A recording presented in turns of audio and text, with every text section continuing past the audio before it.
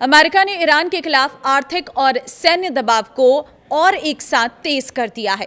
रक्षा मंत्री ने हॉर्मुज समेत ईरान के खिलाफ सैन्य कार्रवाई का विकल्प खुला रखा है, जबकि ट्रेजरी सेक्रेटरी स्कॉट बेसेंट ने ऑपरेशन इकोनॉमिक आउटकास्ट के जरिए ईरान के तेल वित्तीय नेटवर्क और प्रतिबंधों से बचने वाले तंत्र को निशाना बनाने की घोषणा की है। ताजा हालात क्या है, इस रिपोर्ट में आपको दिखाएंगे। नमस्कार, मैं हूं आपके साथ ममता तिवारी और आप देख रहे हैं न्यूज़ 18 का डिजिटल प्लेटफॉर्म। दूसरी ओर ईरान ने संकट से निपटने का भरोसा जताया है और इजरायल ने अमेरिकी कदमों का समर्थन किया है।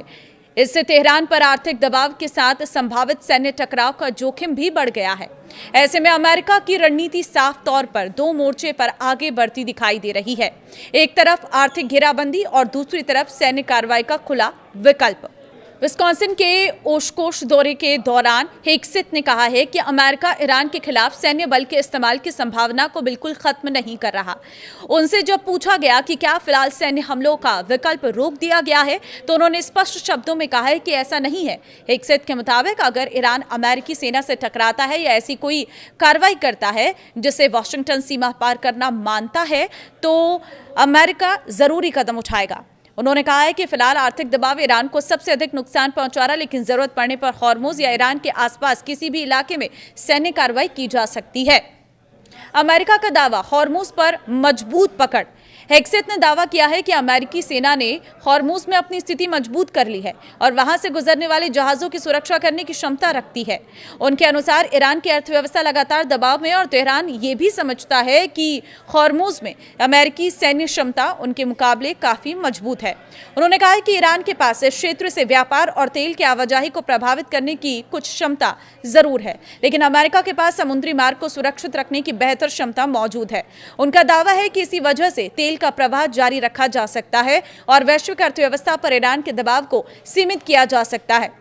हेगसेथ ने ईरान की सैन्य क्षमताओं को लेकर भी बड़ा दावा किया है। उन्होंने कहा कि अमेरिकी कार्रवाई से ईरान की नौसेना, रडार और मिसाइल प्रणालियों को गंभीर नुकसान पहुंचा है।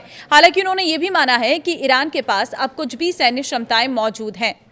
अमेरिकी रक्षा मंत्री के मुताबिक ईरान की मौजूदा सैन्य क्षमता पहले जैसी नहीं रह गई है। इसी आधार पर वाशिंगटन का मानना है कि वो हॉर्मुज से गुजरने वाले जहाजों की सुरक्षा सुनिश्चित कर सकता है और तेल की अंतर्राष्ट्रीय आपूर्ति को जारी रख सकता है। हेगसेथ ने कहा है कि लगातार बढ़ता आर्थिक दबाव ईरान को परमाणु कार्यक्रम पर बातचीत की मेज पर लौटने के लिए मजबूर कर सकता है। अमेरिकी रणनीति का मकसद तेहरान की आर्थिक क्षमता को इतना कमजोर करना है कि उसके सामने बातचीत के अलावा विकल्प सीमित रह जाएं। उन्होंने कहा है कि आर्थिक दबाव और सैन्य विकल्प दोनों एक दूसरे के समांतर चल रहे हैं। वॉशिंगटन फिलहाल आर्थिक हथियार को प्राथमिकता दे रहा है, लेकिन परिस्थितियां बिगड़ने पर सैन्य कार्रवाई की संभावना खुली रखी गई है। अमेरिकी ट्रेजरी सेक्रेटरी स्कॉट बेसेंट ने सोमवार को ऑपरेशन इकोनॉमिक आउटकास्ट शुरू करने की घोषणा की है। उनके मुताबिक इस अभियान का लक्ष्य दुनिया भर में ईरान के वित्तीय संपर्कों को तोड़ना और उन सभी आय स्रोतों पर कार्रवाई करना है जो ईरानी सरकार और Islamic revolutionary guard corps IRGC की आर्थिक मदद पहुंचाते हैं। अमेरिका ने इस अभियान के तहत करीब 60 संस्थाओं, व्यक्तियों और जहाजों पर प्रतिबंधों का नया दौर शुरू किया है।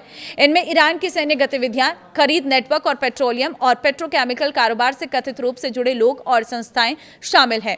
बेसेंट ने ईरान के सामने दो विकल्प रखे हैं। पहला, वैश्विक अर्थव्यवस्था से और अधिक अलग थलग होकर समिति आर्थिक गतिविधियों के सहारे आगे बढ़ना और दूसरा, सामान्य संबंधों की दिशा में लौटते हुए अंतर्राष्ट्रीय अर्थव्यवस्था में दोबारा शामिल होने का रास्ता चुनना। उन्होंने कहा है कि ऑपरेशन इकोनॉमिक आउटकास्ट का मकसद ईरानी सरकार के पास मौजूद उन विकल्पों को खत्म करना जिनके जरिए वो मौजूदा आर्थिक दबाव से बच सकती है।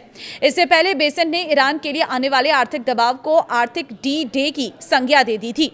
अमेरिकी राष्ट्रपति डोनाल्ड ट्रंप पहले ही ईरान के खिलाफ बड़े आर्थिक अभियान का ऐलान कर चुके हैं। 20 अगस्त को ट्रंप ने कहा था कि ईरान को बातचीत की मेज पर लौटने का पर्याप्त मौका दिया गया है, लेकिन तेहरान ने इसका फायदा नहीं उठाया। ट्रंप ने तेल तस्करी नेटवर्क, वित्तीय हस्तांतरण, एक्सचेंज हाउस, जहाज पंजीकरण और फ्रंट कंपनियों को निशाना बनाने की बात कही थी।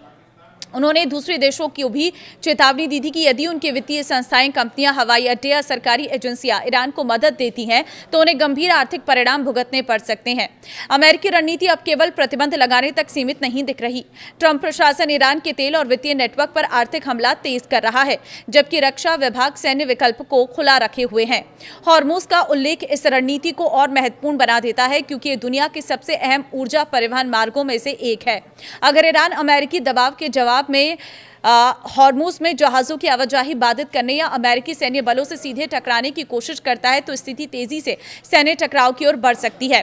फिलहाल वॉशिंगटन का संदेश यही है कि वो आर्थिक दबाव को प्राथमिक हथियार बनाए रखेगा, लेकिन जरूरत पड़ने पर सैन्य शक्ति इस्तेमाल करने से पीछे नहीं हटेगा। अब आपकी क्या राय है, आप कमेंट में दे सकते हैं। नमस्कार।